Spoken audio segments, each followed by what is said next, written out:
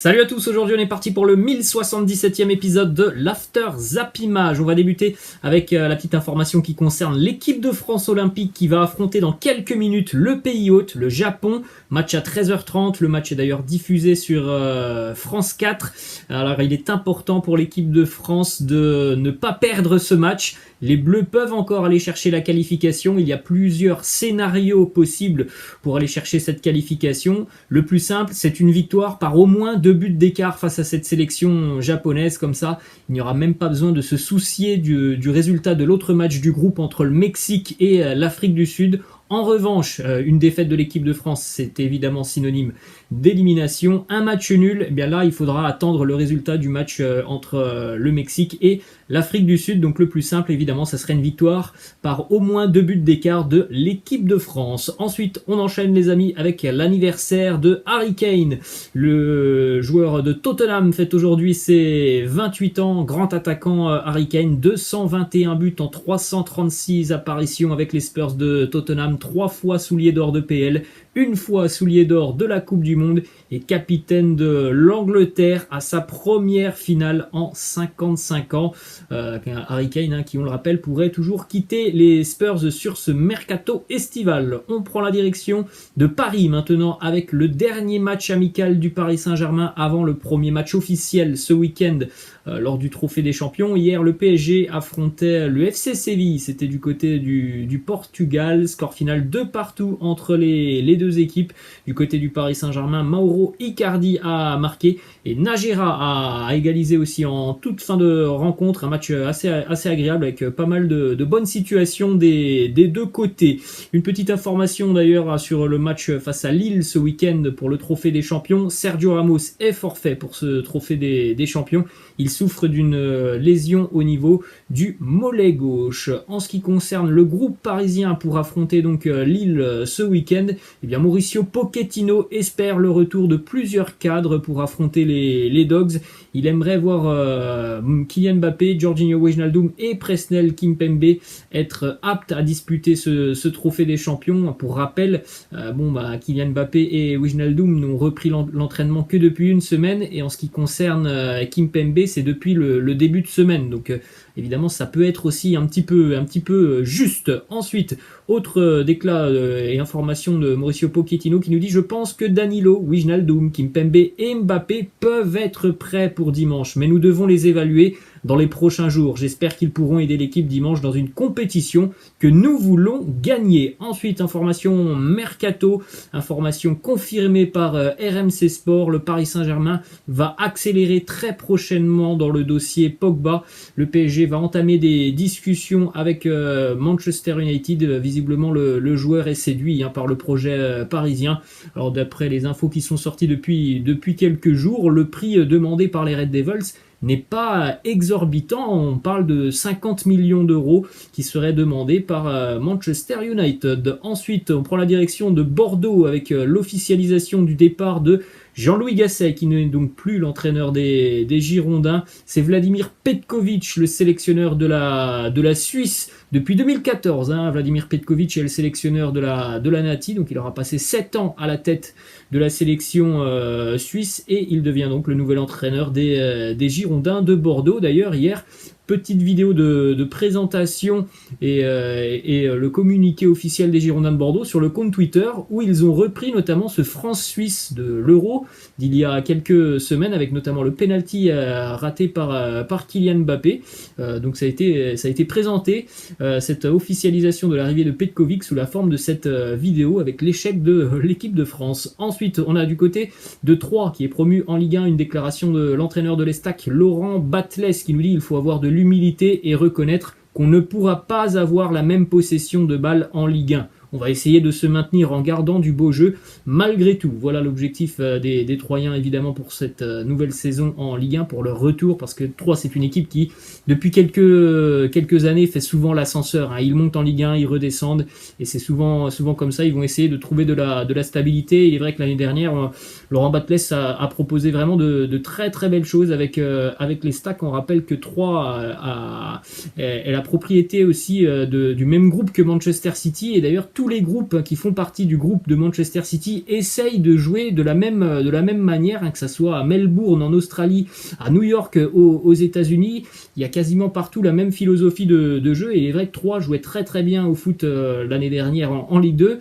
Évidemment, hein, ce ne sera pas la même chose peut-être en Ligue 1, mais ils vont quand même essayer de proposer du jeu. Ensuite, du côté de l'OGC Nice, petite image de la présentation hier officielle de 4 nouvelles recrues niçoises. Calvin Stengs, Justin Kluivert, Mario Lemina, Pablo Rosario. Il y a quand même des profils très intéressants. Une déclaration de Mario Lemina qui nous dit: c'est le moment pour moi de montrer que j'ai pris en maturité, que je ne suis pas le même Mario que vous avez connu. Les jeunes, ils ont un fort potentiel et c'est à moi et aux autres de les pousser vers le haut. C'est vrai que Mario Lemina, hein, on peut pas dire que c'est un jeune. Mario Lemina, ça fait quand même quelques années hein, qu'il est dans le monde professionnel, et comme il le dit, il aura certainement un rôle important à jouer auprès des jeunes de l'OGC Nice. Ensuite, direction l'Olympique de Marseille avec les négociations qui se poursuivent entre l'OM et le Hertha Berlin pour Nemanja Radonjic qui souhaite continuer son aventure en Allemagne. Des pourparlers sont toujours en cours. Direction Montpellier avec l'arrivée officielle annoncée déjà depuis une bonne quinzaine de jours. C'est signé, il a signé hier son contrat avec le Montpellier Hérault. Il est donc de retour en France. L'ancien parisien Mamadou Sakho retourne donc en France. Ça sera du côté de Montpellier. Déclaration de Mamadou Sakho qui nous dit: je suis très heureux de revenir en France avec un super projet tel que celui de Montpellier. On a beaucoup discuté avec les dirigeants. Le projet est génial et m'a séduit, avec beaucoup de jeunes et de bons joueurs. On poursuit du côté du Real Madrid avec donc l'officialisation du départ de Raphaël Varane.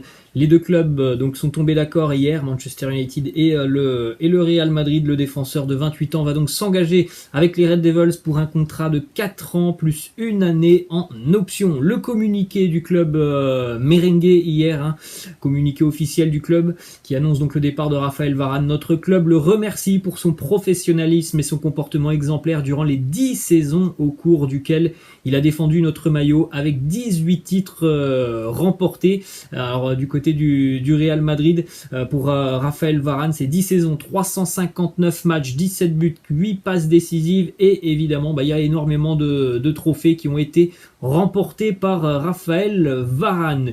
Donc l'année prochaine, du côté de Manchester United, on va avoir cette charnière Harry Maguire, Raphaël Varane, potentiellement une charnière très intéressante. Ensuite, information du quotidien espagnol Marca qui annonce que la vente de Raphaël Varane à Manchester United va faire entrer des liquidités dans les caisses du Real Madrid pour se tenir prêt dans le cas où une porte s'ouvrirait sur le dossier Kylian Mbappé. On a bien vu déjà depuis le début du mercato que le Real ne bougeait pas beaucoup en termes d'arrivée. On a bien vu aussi d'ailleurs hein, que tous les clubs de Liga ont quand même beaucoup de soucis à recruter. Donc cette vente de Raphaël Varane va évidemment faire beaucoup de bien financièrement au Real Madrid. Ensuite, on prend la direction cette fois-ci de l'Italie avec plusieurs déclarations du nouvel entraîneur turinois Max Allegri qui premièrement nous parle de cette nouvelle saison en Serie A, et pour lui c'est bel et bien l'Inter qui est favori, tout simplement parce qu'ils sont champions en titre. Nous devons construire un chemin qui nous conduira à remporter le championnat. La Ligue des Champions, ça doit être la volonté de tous. En attendant, il faudra déjà passer le premier tour. Autre déclaration de Max Allegri hein, qui était tout proche de rejoindre le Real Madrid. Il nous dit: je tiens à remercier le président Florentino Pérez pour l'opportunité qu'il m'a offerte, mais j'ai choisi la Juve parce qu'ils m'ont beaucoup donné. C'est une équipe très sympa à former, jeune et capable de grandir. Il est vrai que cette Juventus, depuis quelques années, elle est quand même en reconstruction. Ensuite, une déclaration aussi de Max Allegri sur le Capitana du côté de Turin, et il est très cash Max Allegri avec Leonardo Bonucci. Il nous dit: si Bonucci veut un brassard, il n'a qu'à aller dans la rue s'en acheter un. En allant à Milan, il a perdu sa place dans la hiérarchie. Voilà, il a le mérite d'être très clair avec Leonardo Bonucci. Il ne portera pas le brassard de capitaine cette saison. On poursuit toujours côté turinois avec l'arrivée quasi officielle du jeune Caio Jorge jeune Brésilien de 19 ans qui arrive en provenance de Santos. C'est l'un des plus grands espoirs du football brésilien. Il est très souvent comparé à Neymar dans son style de jeu.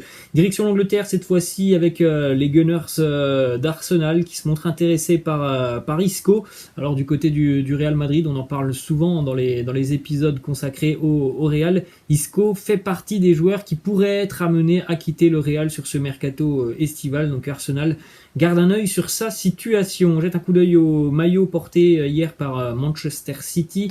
C'était lors d'un match amical. Hier, les Citizens ont donc joué avec leur nouveau maillot domicile. Ensuite, direction l'Allemagne avec l'officialisation de l'arrivée de Daniel Malen, l'attaquant néerlandais du PSV Eindhoven, s'est engagé donc avec le Borussia Dortmund contre 30 millions d'euros, contrat jusqu'en 2026. Il est considéré comme le remplaçant de Jadon Sancho. Il est vrai qu'il a des qualités assez similaires à Sancho dans la percussion, dans les dribbles. C'est un bon buteur, donc sur le papier évidemment c'est un joli coup réalisé par le Borussia Dortmund. On a une déclaration d'ailleurs de Daniel Malen qui nous dit: j'ai hâte d'être sur le terrain avec mes nouveaux coéquipiers, de pouvoir me mesurer aux meilleurs.